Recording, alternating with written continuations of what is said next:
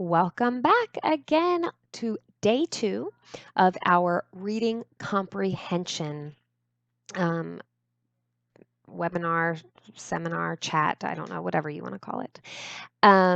Yesterday, I shared with you the strategy of using narration.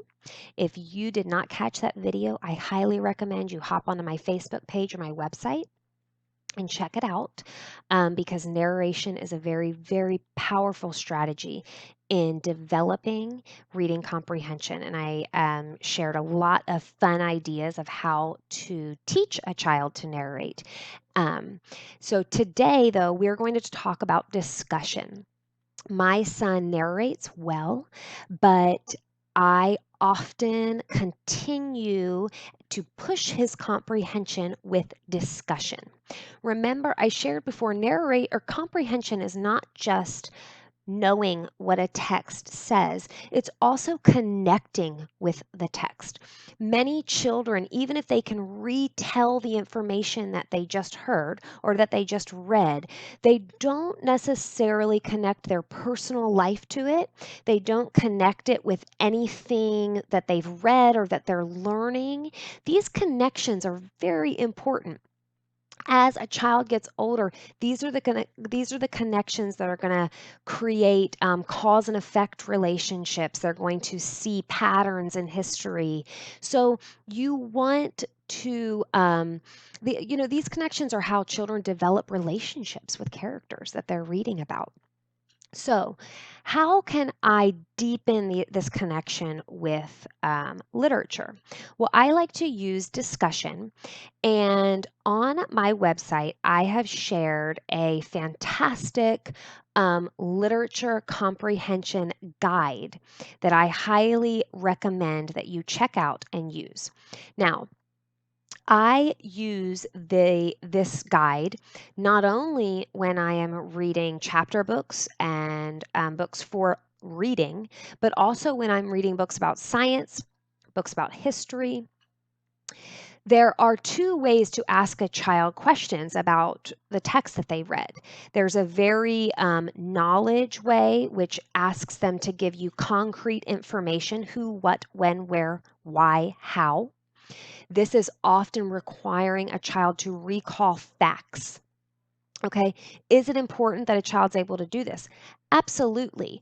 But this is not the end all to reading comprehension.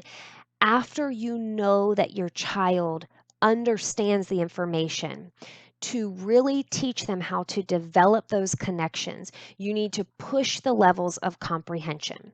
So, like I said, this chart you can find on my website under resources. And as you can see, as you move through these levels of comprehension, you are increasing a connection, you're deepening an understanding of this text. Okay? It, Analyzing something is totally different than being able to recall a fact.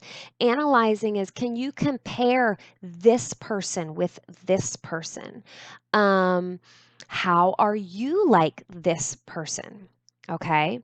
Understanding is another level as well. Now, these are going to go like 1, 2, 3, 4, 5, 6. Okay. So the farther down you go, the higher levels.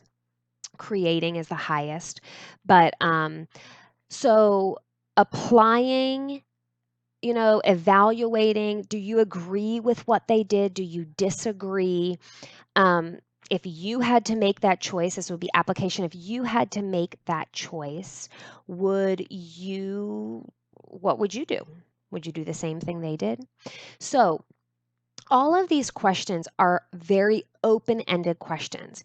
And if you don't have that chart on hand, that's really what I want you to walk away with. When I'm asking my child to talk to me about something that they just read, I don't want to ask questions that have one answer. I want to ask a question that lets them share. Okay? If I ask a question with one answer, if they get it wrong, the only option is for me to give them that answer and tell them what's right. If I ask a question that lets them share their feelings, that lets them connect this text with other texts, connect it with themselves, it opens up a whole discussion. It lets me be a bigger part of their thought process. It lets me be a bigger part of what they're reading. It lets us connect. So for me, it's a lot more engaging for me to hear, what was your favorite part of that? Why was that your favorite part? Okay, more so than tell me what the little boy did in this story. So I encourage you to think about these questions that are going to be open-ended and let your child share their feelings, share their thoughts, not just share the information that they heard. This is what's going to grow and develop their comprehension as a whole. Okay, are the knowledge questions important? They are. We want to know that my child knew what happened in the story. But if you're using narration as well as discussion, you're getting both components. So I'm going to read. I'm going to ask them to tell me what happened. I might add in details they forgot. And then I'm going to ask a discussion question for us to really dive in and talk about it. For those of you who have children that struggle in the area of reading comprehension, I guarantee you these strategies will improve their comprehension. How are you going to attack this? Whatever book you're reading together, start small, okay? Read for 1 minute, read one paragraph, and then stop and have them tell you what just happened. Read another paragraph, stop, have them tell you what just happened. Stop frequently, pause, let them retell.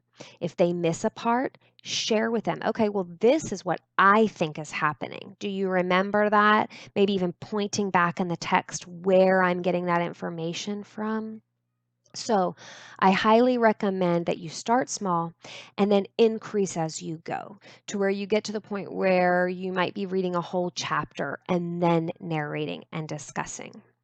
Now, one other strategy that I do want to share with you, we have talked about narration, we have talked about discussion.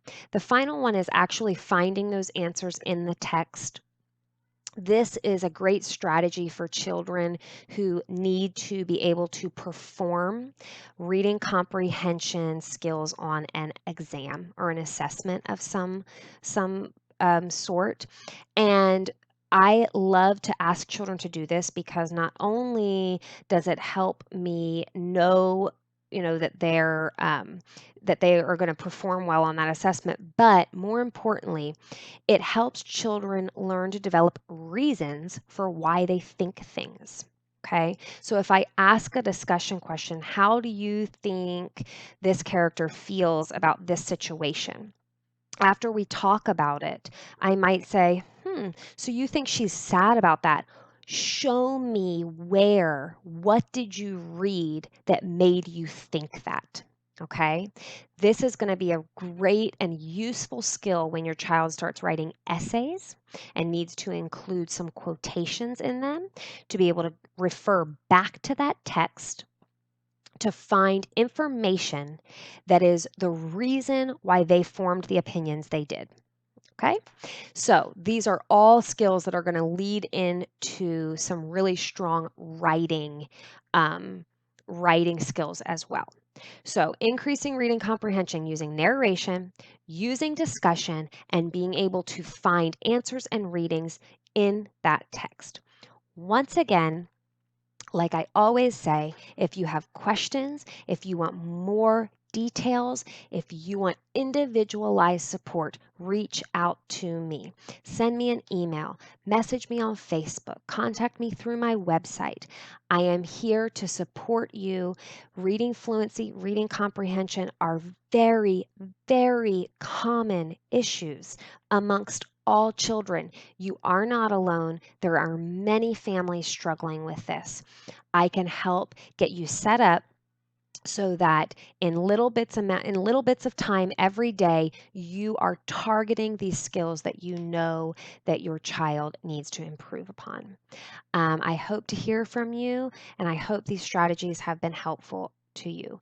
Join me back. I'm going to be talking about the method that I use to teach and improve writing without using a curriculum. I will see y'all later. Bye.